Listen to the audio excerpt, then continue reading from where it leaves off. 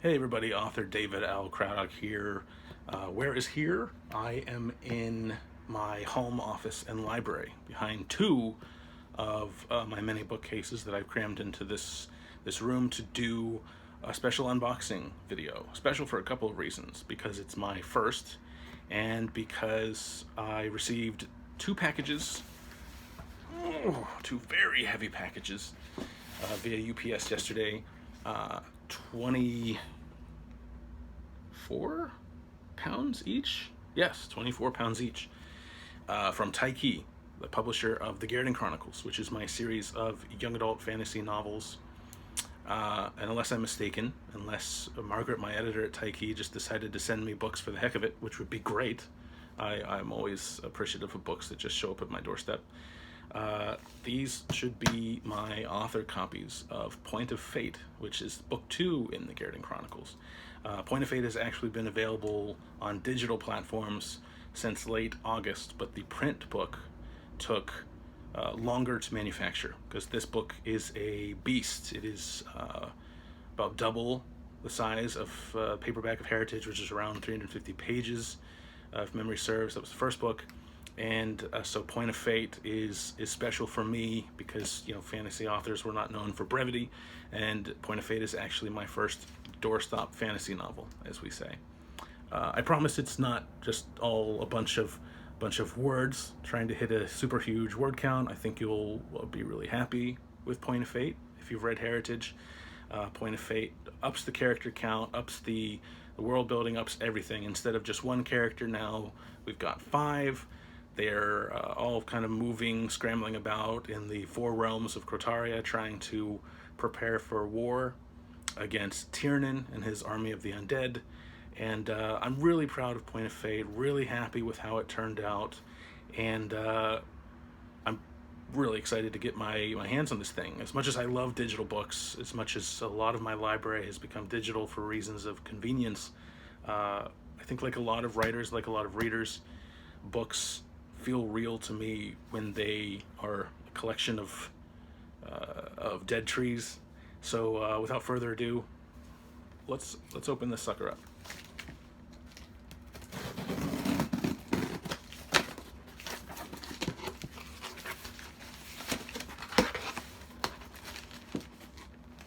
I had to watch unboxing videos to learn how to perform the ceremonial unfolding of the flaps, which is happening a bit off camera. Let's see if I can tilt it a bit without getting the glare of the window. Not really, but don't worry. You'll see the good stuff. It's just paper. Not paper in the book, not the good stuff. Here we go. Tease now.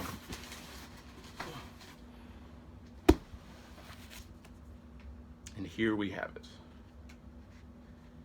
Point of Fate, which is reversed. I'm sure you can't read it there, but I'll include a link to the book in the description of this video. This is pretty awesome. This is kind of a bittersweet moment for me. I know a lot of authors feel this way, but I very rarely reread my books after they've been published. I will consult them when writing sequels and spiritual successors. I keep a concordance for every series, including Gairden Chronicles, which is concordance is kind of a Bible of sorts. Used to keep. I have a more extensive glossary than even the ones printed in Heritage and Point of Fate that contain notes to which only I, as the author, am privy. Keeping track of dates, movements, numbers, things like that, and I mostly consult that when I write sequels. But I may have to read this one. Just being able to hold it is really, really cool. Again, I'll include a link to the book in the description, because I know we've got glare going on here and the cover is reversed. But I absolutely love this cover art. The artist, Neely or Nelly, I'm sorry if I mispronounced your name. I've just realized I've never had occasion to say it out loud. I've just read it in emails and messages. Nilly Deal did a fantastic job. I'll include a link to her artist page in my profile as well, because she's phenomenal. I highly recommend her. Yeah, holding this is pretty darn cool. It's the culmination of over 3 years of work. A little background. Heritage was my first novel, not my first published book, but the first novel I wrote, the first novel I had published. I had the idea for it back in 2004, I think. A good 10 and a half years before it was published.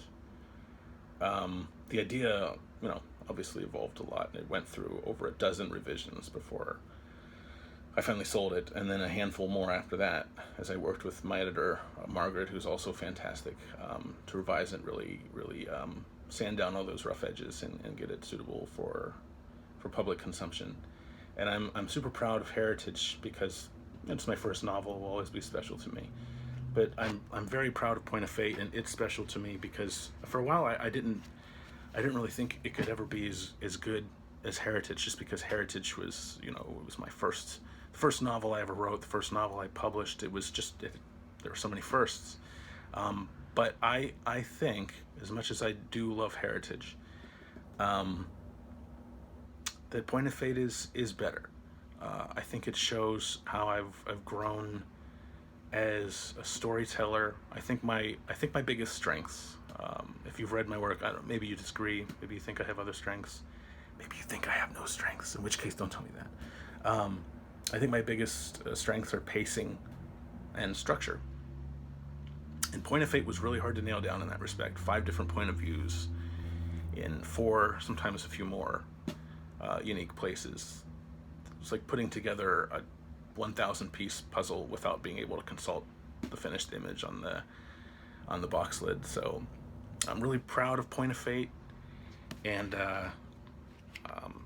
I'm excited for you to read it. It should be available now in paperback, and it's been available on digital platforms such as Kindle and Kobo and Nook since late August, and you can find those links in the description.